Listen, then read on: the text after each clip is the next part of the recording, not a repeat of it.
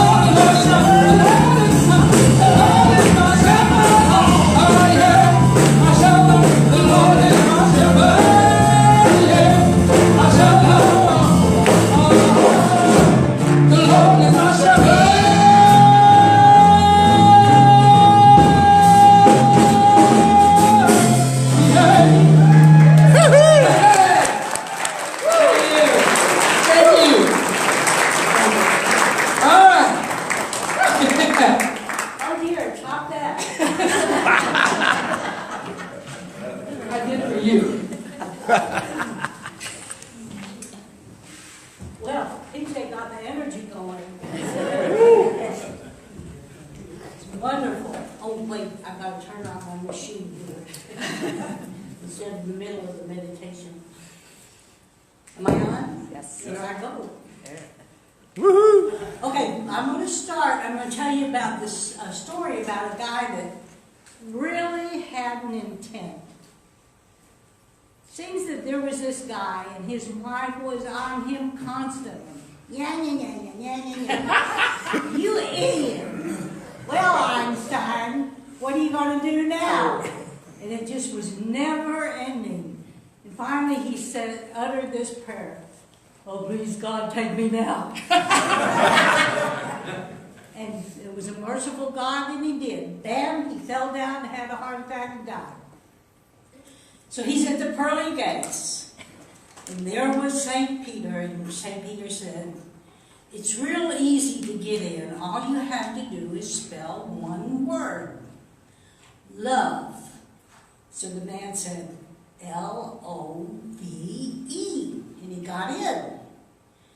And they did all their heavenly things, and then one day, St. Peter had to leave pearly gates for a minute, and he picked this guy to stand in the pearly gates and fill in.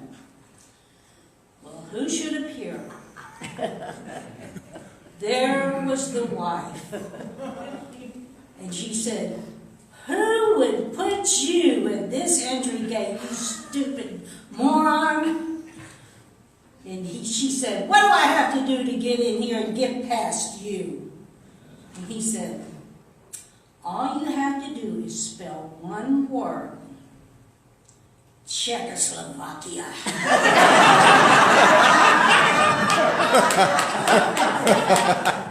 So I believe he had an intent.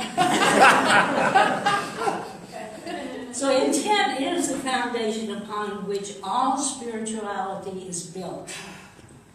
It's the hidden innermost core of our being, that when examined, it foretells your path into enlightenment. Yes. So what about intent? The Edgar Casey readings tell us to constantly examine our intent before any act, so that we'll know where we're going. Our intent is like the rudder on a ship. One teeny little alteration and our voyage is changed dramatically. In this spiritual community, we have as one of our guiding principles of integrity. Now, integrity is what you do when nobody's watching, or what you're feeling when nobody's watching. And I know that PJ is going to be talking to us about intent in the coming year. So this is my challenge to you, to think about intent and make that a focus in 2019. Now, what church is, loosely, is a university or a class where we are all educators. I did it. Oh, good for me. We have as an intent to teach each other. Now, no one is too isolated to receive abundance. We know that. The only thing that stops you is your awareness, your level of awareness that you are part of the divine. Now, I think in this group, we pretty much know that that's what we are, that we're part of the God consciousness. But we have unconscious intents, like to brush our teeth, to eat. And this is why addictions are so hard to overcome, because it's the body consciousness telling us or motivating us to do these things. Our bodies just react. But we can overcome that with intent. We can command our own path in life. Yes. But this is the thing. We can, and it's one of the first steps toward mastery. I read Eric Butterworth describing how we're a particle of the whole. We're like a crumb in the cupcake of God. See those little crumbs down there on the plate? You can tell they're crumbs, but you also know they're part of the whole cake. The energy that holds everything together are the neutrons and the protons and the electrons. But this is also God. Yes. That's what holds us together, is God. This is huge. In that nothingness portion of each cell is God energy, or whatever you're comfortable calling it. This is the force that you've been given dominion over. That aspect of God that is within you, because you are a divine being. You have command of your space, your inner space, your outer space. You just can't go to the other guy's nose. Before you can even begin to grasp the awesome power of intent, you must first grapple with the idea of that you are divine. Woo, this is hard, especially if you come from a background of stark traditionalism where they tell you that everything is outside of you. And it's not the truth. The consciousness has been referred to as collective consciousness, or God, or Logos, or any name that you want to pull out of a hat that you've heard from any religion. It's the same thing. Yes. It's universal. It is energy. Science tells us that the latest discoveries in quantum physics show that nothing is as it seems. In fact, it's been proven that everything around us, including this podium, including the sound booth, including Phil that's running the sound booth, that we're all one thing. That is energy. So first I want to talk about the space and the mystery of what happens in the nanosecond that an intent becomes manifested. All right. We've all heard of a quantum leap. Yay. Yay. So this is what takes place in a nanosecond. And if there's somebody that's interested in science today and feels like I'm not telling it right, please don't. So,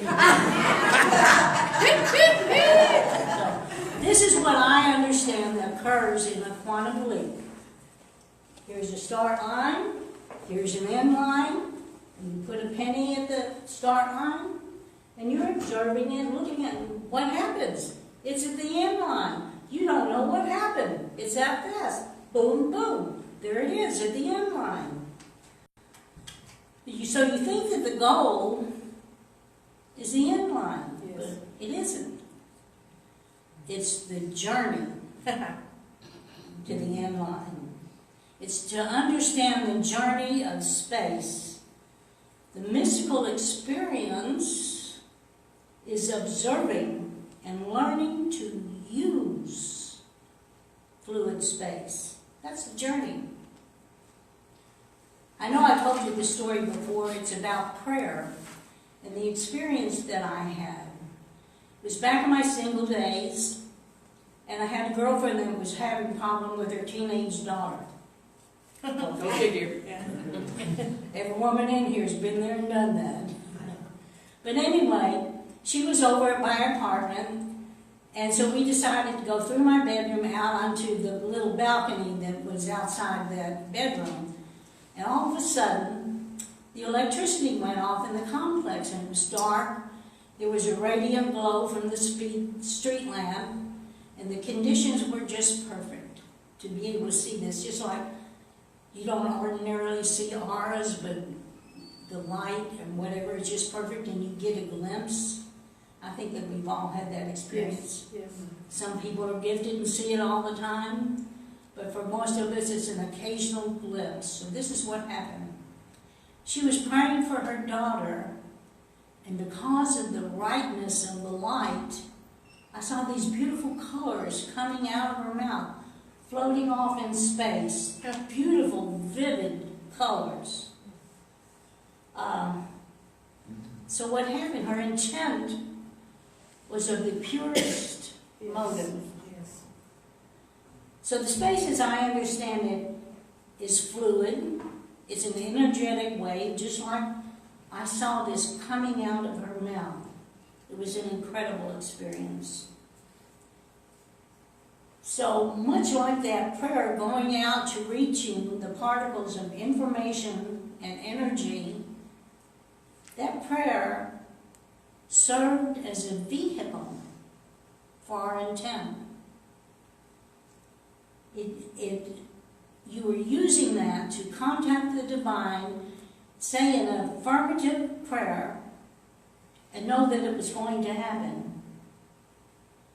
But what we don't realize is that the minute any of you say a prayer, at that moment, you become a player in the workings of the universe. That's how powerful that is. So we're part of the whole. So you know when you throw a pebble out into the lake and then the ripples go out and it changes the whole structure of the lake. That you're affecting that movement. So that's what we usually do with our awareness. We throw pebbles out, changing dynamics without even giving a thought to how we're changing the whole. Now, sometimes our intent is pure. Sometimes it doesn't just happen right. Now, when I put this up, good. On my computer, the kid didn't move. Sometimes our intent goes awry. So, before I was even aware of metaphysics or cause and effect, I was just a young bride of 18. And I was pretty dumb. So, I hadn't been exposed to normal life like most kids. And I became pretty much a object of ridicule to this rigid Polish family that I was dropped into. So there I was. I think that they thought they were Polish aristocracy, but they weren't. But everyone in the family, including my husband, was much, much older than me. And I was pretty much denigrated for being ignorant, which I probably was, like most 18-year-olds. We lived in South Florida, and through some relative, we were invited to the Fontainebleau in Miami, which is a pretty swanky, or at that time it was a pretty swanky place. So there I was, and the menu was passed around, and I'm around all these people that thought I was just basically a dumbass. And there on the menu was something I'd read about, I'd heard it pronounced in a movie, vichyssoise. Woohoo! So I sat there for 5 minutes with that poor waiter standing there, and I had this inner dialogue in my mind. Like, do I want to show them that I can say vichyssoise? Or do I really want to eat cold potato soup? And back and forth, you know.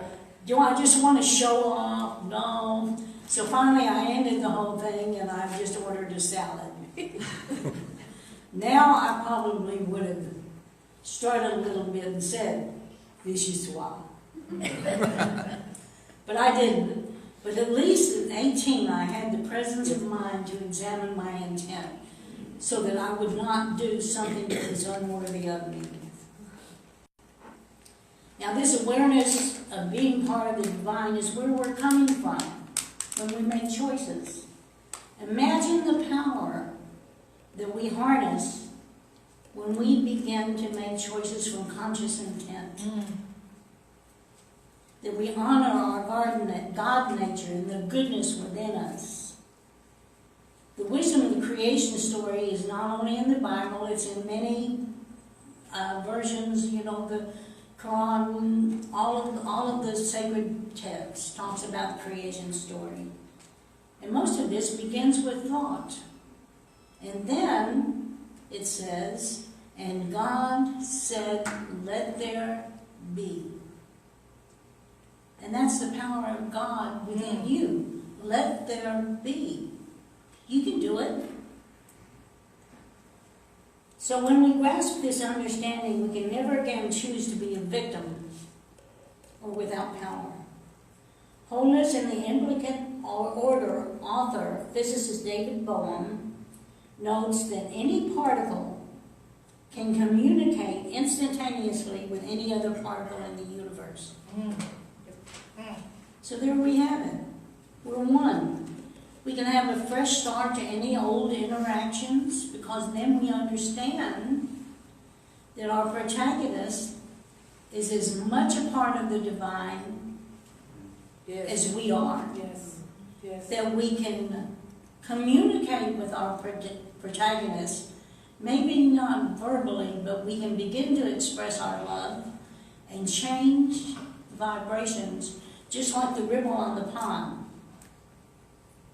But what about when we carry out more complicated situations? And so, like if we're starting a new job and we're trying to put everything in order, or if we have a new love interest. So the intent then is like the starting line on the quantum leap chart. There you're here, and then suddenly you're there, and you don't know what happened. You say, just, what happened? So maybe the object of your affection is not really what you're after, the love relationship. Maybe your intent is to possess this person. Now, A Course in Miracles tells us that what you seek to love, or what you seek to possess, you do not love. All right. So there you are. You have this relationship.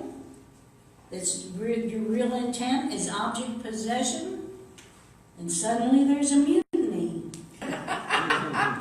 And they're gone, and you're standing there saying, what just happened? Well, you know what just happened. But when you do that, when you begin to ask the universe, what just happened? Yes. That's your first step in becoming a mystic, because you're talking to the universe. You're getting answers. You're seeking, like the song, truth and light and wisdom. So I want to refer back to that statement that some kind of intelligence is holding us together. So you see that as a fragment of the whole, you're part of that intelligence. This is called the butterfly effect. That is, the smallest ripple can change the energy wave. Is this one moving? Okay, no. What happens is he touches that and it all falls down like dominoes. So, picture that. In other words, the universe is strangely connected at some level. Just like the aspen trees in the forest are all one organism. That's the truth. That underground, they're all one organism. And the scientists call that quantum entanglement. In other words, everything is one. So I want to ask you, how do you feel about the importance of your own intent? Yeah. Do you know what your own intent? Or do you just act spontaneously without even giving it a thought? So this is a time to turn that around and begin to be aware of your own intent. Sometimes you walk into things, and if you were paying attention, you move yourself out, because vibrationally you know this ain't going to be good. In most cases, your initial knee-jerk response is a pretty good indicator of what's going to happen. The things in life that give you the most grief are those things that you knew was not going to work out. But you just talked yourself into it, and you lazied yourself right out of common sense. Your intent then makes a leap, whether conscious or not. It creates a small alteration in direction. Just like the rudder of the ship, you change your journey. So when you begin to be the observer of your own life, Yes. you begin to connect the dots and see where your pattern has taken you. You develop awareness.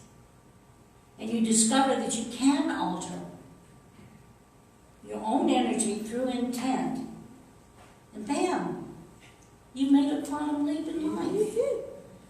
Do you believe that you're part of the collective consciousness? Yes. Does Absolutely. anybody in here not believe that? I'm going to have to punish you. Oh, yeah. I don't want my words to go out all the way. To affect you. So you have no choice in life but to begin taking the baby steps of being the co-creator, as in, let there be. Because that energy within you entitles you. It compels you to be the co-creator of your life. It's just the way it is. So this week I would ask you to begin to habituate yourself to be examining your intent. Make that a conscious habit of, why am I doing this? Where will my life go from here if I follow this intent? Yes. It tells you, it's a barometer of your spiritual understanding. So when you examine your inner workings and become aware of the God presence within you, and your intent to space and to the result, you've opened a door to closer communication with the divine, with all that is. You become aware.